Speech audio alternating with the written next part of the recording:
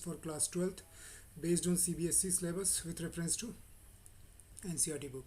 आज directing chapter का इस वीडियो में हम लास्ट टॉपिक डिस्कस कर रहे हैं जो है इम्प्रूविंग कम्युनिकेशन इफ़ेक्टिवनेस। अपनी कम्युनिकेशन को ज़्यादा इफ़ेक्टिव बनाने के लिए हमको उसको कैसे इम्प्रूव करना है।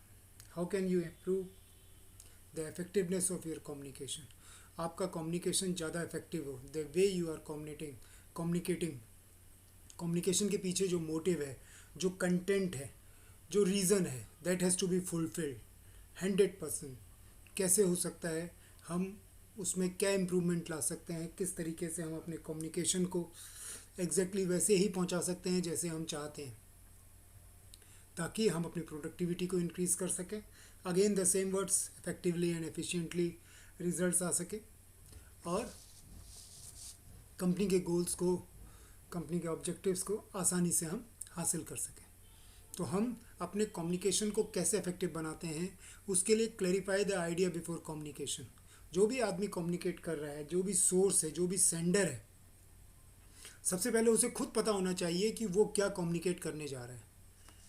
जो इंस्ट्रक्शंस वो देने जा रहा है, जो प्लानिंग वो देने जा रहा है, उसमें उसको खुद पहले पूरी नॉलेज होनी चाहिए, उसको पहले खुद उसको पूरा समझना चाहिए।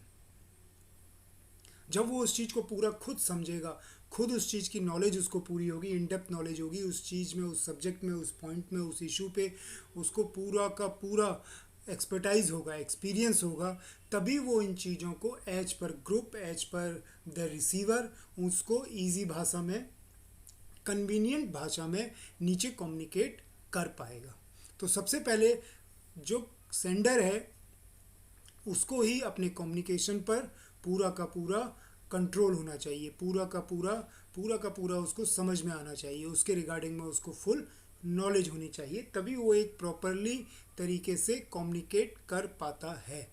उस भाषा में, जिस लैंग्वेज में, जिस तरीके से नीचे का रिसीवर उसको सही से डिकोड कर सके, उसके मोटिव, उसके कंटेंट को समझ सके। तो उसके लिए ज़रूरी क्या है कि क्लैरिफाई द आइडिया। कम्युनिकेट करने से पहले उसके पीछे का आइडिया क्या है, उसके पीछे का कंटेंट क्या है, उसका मोटिव क्या है, वो खुद सेंडर को समझना, उसकी नॉलेज रखना बहुत ज़्यादा ज़रूरी होता है। अगर ये ऐसा कर लिया तो कम्युनिकेशन को आप ज़्यादा इफेक्टिव कर लेते हैं। Communicate according to the needs of receiver. आपको चीज़ों को कम्युनिकेट इस तरीके से करना है कि आप वो रिसीवर की नीड्स को समझें, रिसीवर को क्या चाहिए, रिसीवर क्या चाहता है। वो अगर आप कोई उसको प्लान बता रहे हैं तो प्लान किस तरीके से आपको बताना है अपने नीचे ग्रुप को, अपने सबऑर्डिनेट्स को। आपकी नॉलेज, आपकी एक्सपर्टाइज, आपका एक्सपीरियंस अलग लेवल का है, आपके सबऑर्डिनेट का एक्सपीरियंस, अपने सबऑर्डिनेट का लेवल, अपने आपके नीचे के सबऑर्डिनेट की नॉलेज वो एक अलग लेवल की है। तो उसको समझते हुए सेंडर को जो कम्युनिकेशन पास ऑन करना होता है, जो कम्युनिकेट करना होता है, वो उसमें इफ़ेक्टिवनेस लाने के लिए रिसीवर को समझना बहुत ज़रूरी है। अगर आप इंस्ट्रक्शंस दे रहे हैं तो आपको मालूम होना चाहिए आपके सबऑर्डिनेट्स की नॉलेज कितनी है, उसकी उस फील्ड में पकड़ कितनी है, कितना स्किल्ड है, कितना एक्सपीरियंस है उसको। तो उसकी लैंग्वेज के अनुसार, उसकी कैपेसिटी के अनुसार वो उस चीज़ को सही से समझ सके, उसके वो भाषा, वो लैंग्वेज, वो पिक्चर्स, वो सिंबल्स का इस्तेमाल करते हुए आपको अपनी बात को कम्युनिकेट करना होता है अकॉर्डिंग टू द रिसीवर।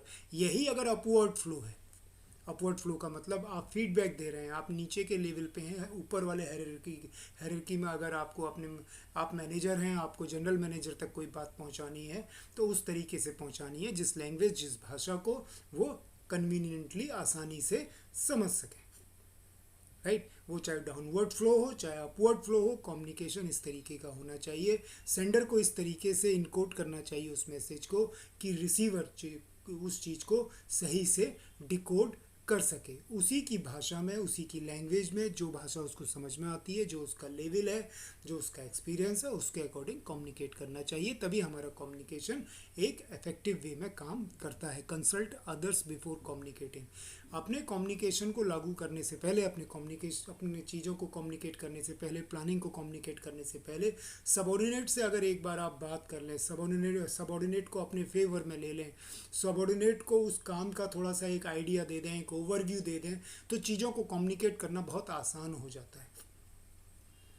आप अपने इंस्ट्रक्शंस को, अपनी पॉलिसीज़ को, अपनी प्लानिंग को, अपनी गाइडलाइंस को बहुत ही आसानी से नीचे वालों को समझा सकते हैं अगर आपने कि वो कम्युनिकेशन फॉर्मल तरीके से करने से पहले उनको उन लोगों से उस बारे में बात कर ली, एक ओवरव्यू दे दिया। उसके बाद जब आप कम्युनिकेट करेंगे एक फॉर्मल तरीके से तो वो ज़्यादा इफेक्टिव होगा। क्यों? क्योंकि लोगों को उस चीज़ की पहले से जानकारी है और जानकारी के साथ साथ उनको इस चीज़ का यकीन है, इस चीज़ का भरोसा है, इस चीज़ की खुशी है कि ये बात हमको पहले एक लमसम तरीके से बता दी गई थी। तो वो आसानी से उस प्लानिंग को सुनते हैं, समझते हैं और वो कम्युनिकेशन आपका और ज़्यादा इफेक्टिव हो जाता है क्योंकि उस कम्युनिकेशन का, उस इंस्ट्रक्शंस का, उस गाइडलाइन का लोगों को पहले से आइडिया होता है। Be aware of language, tone and content of the message. Most important, effectiveness लाने के लिए आपको अपनी भाषा पे खास ध्यान रखना है, अपनी टोन पे बहुत ज़्यादा ध्यान रखना है, किस भाषा में आप बात कर रहे हैं। आप एक जनरल मैनेजर लेवल के आदमी हैं, आप एक बहुत ही ज़्यादा क्वालिफाइड, बहुत ही ज़्यादा एक्सपीरियंस्ड हैं। आपको अपनी बात, अपने इंस्ट्रक्शंस, अपने आइडियाज़, अपनी गाइडलाइंस नीचे के वर्कर्स को देनी है।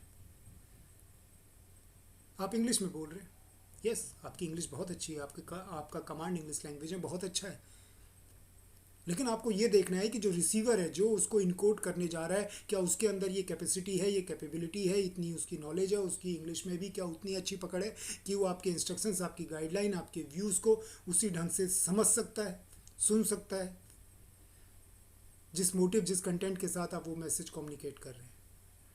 आपके वर्कर्स बहुत ज़्यादा हाईली एजुकेटेड नहीं है नीचे के, और आप उनके सामने इंग्लिश में अगर इंस्ट्रक्शंस दे रहे हैं तो वो इंस्ट्रक्शंस सही से कम्युनिकेट नहीं हो पाएंगे। उनको अगर हिंदी भाषा सही से समझ में आती है तो कोशिश कीजिए उनको हिंदी भाषा में आप कम्युनिकेट करें, या कोई रीजनल लैंग्वेज है, वो रीजनल लैंग्वेज उस एरिया में बहुत ज़्यादा चलती है, नीचे के वर्कर्स को वो रीजनल लैंग्वेज अच्छे से ज़्यादा समझ में आती है in comparison to Hindi and English, तो कोशिश कीजिए कि उनको उन्हीं की रीजनल भाषा में वो बात समझाने की कोशिश करें, उन्हीं के तरीके से समझाने की कोशिश करें, उन्हीं के एग्जाम्पल्स दे के समझाने की कोशिश करें। तो आपकी लैंग्वेज कैसी होनी चाहिए जिसको आसानी से जो रिसीवर है वो डिकोड कर सके। आपकी टोन, आपका बोलने का तरीका, आपकी voice, level of your voice, आपको कितना ज़ोर से बोलना है, कितना धीरे से बोलना है, अगर इन रिटर्न मैसेज है तो वो कितनी स्ट्रिक्ट लैंग्वेज का आप इस्तेमाल कर रहे हैं या कितनी फ्लुएंट लैंग्वेज का आप इस्तेमाल कर रहे हैं, कितने आसान शब्दों का आप इस्तेमाल कर रहे हैं, या आपकी लैंग्वेज कितनी स्ट्रिक्ट है, कितनी स्टाउट है, कितनी पॉइंट टू पॉइंट है। ये डिपेंड करता है कि इंस्ट्रक्शन किस तरह का है, माहौल किस तरह का है, काम आपको किस तरीके से लेने हैं, आपकी प्लानिंग क्या है, वो इंस्ट्रक्शन किस रूप में आपको पास ऑन करना है। तो उसमें टोन बहुत ज़्यादा इंपॉर्टेंस रखती है, चाहे वो ओरल हो चाहे वो रिटर्न हो।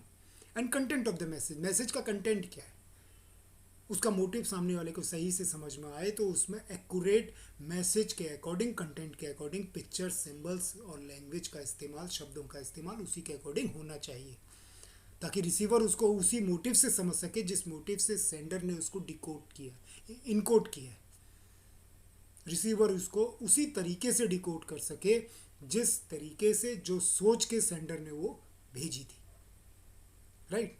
तो हमें अपनी लैंग्वेज का, अपनी टोन का और कंटेंट ऑफ मैसेज का खास ख्याल रखना पड़ता है अपने कम्युनिकेशन को इफेक्टिव बनाने के लिए। इंश्योर प्रॉपर फीडबैक से पहले जो पॉइंट है, sorry, convey things of help and value to listeners.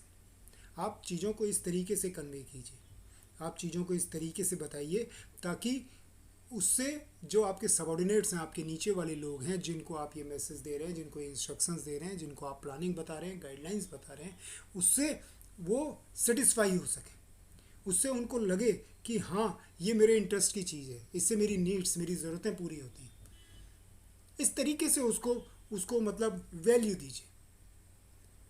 Listeners को लगना चाहिए कि हाँ इसमें मुझे एक इम्पोर्टेंस मिल रही है, ये मेरे फ़ायदे की चीज़ है, इससे मेरी ज़रूरत पूरी होती है।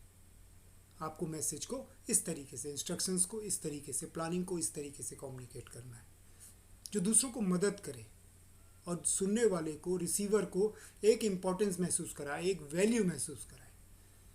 क्यों? क्योंकि उस मैसेज के कम्युनिकेशन से उसको लगेगा कि हाँ, I am also a part of this organisation, I am also playing a role in the development, in the growth of this organisation.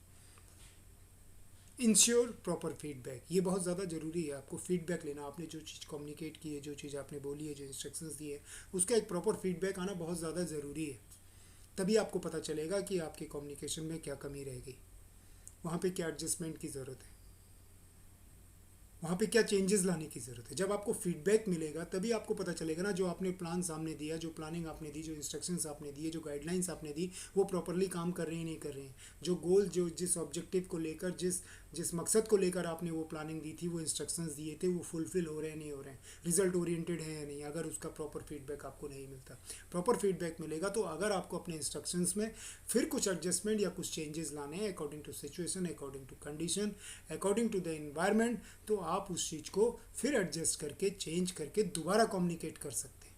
आपके कम्युनिकेशन में ज़्यादा इफेक्टिवनेस आती है अगर आपको एक प्रॉपर फीडबैक मिलता है। Communicate for present as well as future, communication इस तरह का होना चाहिए कि उससे आज की सिचुएशन और कल की सिचुएशन को भी सही से हैंडल किया जा सके। वो मार्क करती हो आज की प्रॉब्लम भी, कल की प्रॉब्लम भी। कम्युनिकेशन इस तरीके से होना चाहिए, इंस्ट्रक्शंस, गाइडलाइन, और जो आप जिस तरीके से अपनी प्लानिंग दे रहे हैं वो आज के लिए भी होनी चाहिए, कल के लिए भी होनी चाहिए, आगे के टाइम के लिए भी होनी चाहिए। वो इतनी स्ट्रिक्ट नहीं होनी चाहिए कि सिर्फ आज ही आज एप्लीकेबल है, अभी अभी के लिए। कम्युनिकेशन इतना इफेक्टिव तभी होता है जब उसमें हमको एक फ्यूचर नज़र आता है, एक भविष्य नज़र आता है, गोल्स नज़र आते हैं, ऑब्जेक्टिव्स नज़र आते हैं। आने वाला, हम ये चीज़ें अगर इस तरीके से करेंगे तो आने वाले फ्यूचर में हमारी ग्रोथ है, हमारा डेवलपमेंट है, हमारी कंपनी की ग्रोथ है, हमारी कंपनी का डेवलपमेंट है। तो इस तरीके से आपको कम्युनिकेट करनी है चीज़ें, तभी उसकी इफेक्टिवनेस बढ़ती है। Follow up communication, follow up communication का मतलब क्या है कि जो भी आपको रिक्वायर्ड चेंजेस या रिक्वायर्ड एडजस्टमेंट करने हैं वो आप तभी कर सकते हैं जब आप उसका प्रॉपर फॉलो अप ले रहे हैं कम्युनिकेशन का। आपने चीज़ें कम्युनिकेट कर दी, अब आप उसका फॉलो अप भी ले रहे हैं, उस पर कंट्रोल भी रख रहे हैं, उस पर आपका ध्यान भी है, उस पर आपने नज़र भी रखी हुई है, ताकि उन इंस्ट्रक्शंस को जो आपने कम्युनिकेट किया है उसमें अगर कोई चेंजेस की ज़रूरत पड़ती है, कुछ माइनर प्रॉब्लम्स आ रही हैं, कोई बैरियर अगर उसके बीच में खड़े हो रहे हैं, तो उनको वो आप ओवरटेक कर सकें, उनको रिपेयर कर सकें, उनको स्मूथली वो चले, वो सिस्टम स्मूथली चले। उसमें तो कोई रिक्वायर्ड चेंजेस की ज़रूरत है तो रिक्वायर्ड चेंजेस आप ला सकते हैं, तब जब आप प्रॉपर फॉलो अप लेते हैं अपने कम्युनिकेशन का, या कम्युनिकेशन जो आपने किया है उसका अगर प्रॉपर फॉलो अप है, तो अगर कहीं पर इमरजेंसी केस में कुछ चेंजेस या कुछ डेवलपमेंट्स की ज़रूरत है तो आप वो चीज़ सही से उसके साथ कोरिलेट कर सकते हैं, कोऑर्डिनेट कर सकते हैं। ये आपके कम्युनिकेशन सिस्टम को बहुत ही इफेक्टिव बनाता है। बी अ गुड लिसनर, ये सबसे ज़्यादा इंपॉर्टेंट है। सिर्फ बोलते जाना, इंस्ट्रक्शन देते जाना, अपनी बात रखते जाना, ये एक अच्छे कम्युनिकेशन सिस्टम की निशानी नहीं है, ये एक अच्छे कम्युनिकेटर की अच्छी निशानी नहीं है, ये एक अच्छे मैनेजर, अच्छे लीडर की निशानी नहीं है। एक अच्छा लिसनर भी होना चाहिए, यानी कि प्रॉपर फीडबैक आना चाहिए। वो प्रॉपर फीडबैक तभी आएगा जब आप प्रॉपर फीडबैक को एक्सेप्ट करेंगे, सुनेंगे। बी अ गुड लिसनर, जब आप एक बातें सुनेंगे तभी आप उन बातों को सुन के समझ पाएंगे, सिचुएशन का एनालिसिस कर पाएंगे। उस एनालिसिस में आपकी एक्सपर्टाइज, आपका एक्सपीरियंस, आपका टैलेंट, आपकी स्किल, आपकी नॉलेज तभी काम करेगी उस एनालिसिस में जब आप ग्राउंड फैक्ट्स को समझ पाएंगे, जब आप सुन सकेंगे, जब आप रिसीव कर रहे हैं चीज़ों को, तभी आप उसका प्रॉपर एनालिसिस कर पाएंगे ना। सिर्फ अपनी बात कर पाएंगे या सिर्फ अपनी बात कर रहे हैं, वन वे आपने कम्युनिकेशन सिस्टम रखा हुआ है तो सिर्फ आप अपनी बात बोल रहे हैं, आप नीचे के ग्राउंड फैक्ट्स की तरफ ध्यान ही नहीं दे रहे।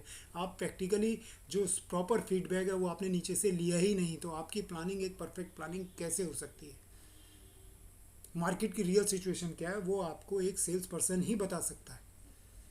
सेल्स पर्सन की बात को अगर आप मैनेजर होने के नाते, एक पॉलिसी मेकर होने के नाते, एक एक जिम्मेदार व्यक्ति होने के नाते, एक अथॉरिटी, एक पावर के साथ एक जिम्मेदारी पोस्ट पे आप बैठे हैं, अगर आप एक सेल्समैन की बात सही से प्रॉपरली नहीं सुनेंगे तो आप कैसे एक सही प्लानिंग दे पाएंगे नीचे के लोगों को?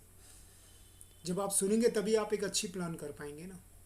और अच्छी प्लानिंग के लिए जो आपका टैलेंट है, जो आपकी स्किल है, टैलेंट, एक्सपर्टाइज, जो भी चीज़ें हैं वो सारी चीज़ें आप इनपुट तभी कर पाएंगे जब आप एक अच्छे लिसनर होंगे। तो एक इफेक्टिव कम्युनिकेशन सिस्टम के लिए एक अच्छा लिसनर होना भी बहुत ज़्यादा ज़रूरी है। तो इम्प्रूविंग कम्युनिकेशन इफेक्टिवनेस के साथ ही हमारा ये चैप्टर डायरेक्टिंग यहाँ पर ख़त्म होता है। अगर ये चैप्टर के सभी वीडियोस होप आपको अच्छे लगे होंगे, आपको चीज़ें समझ में आई होंगी, आपके कंसेप्ट्स क्लियर हुए होंगे। अगर ये आपको अच्छा लगा तो प्लीज़ इस वीडियो को सब्सक्राइब कीजिए, ताकि जो भी अपकमिंग वीडियोस हैं उसकी इन्फॉर्मेशन आपको टाइम टू टाइम मिलती रहे।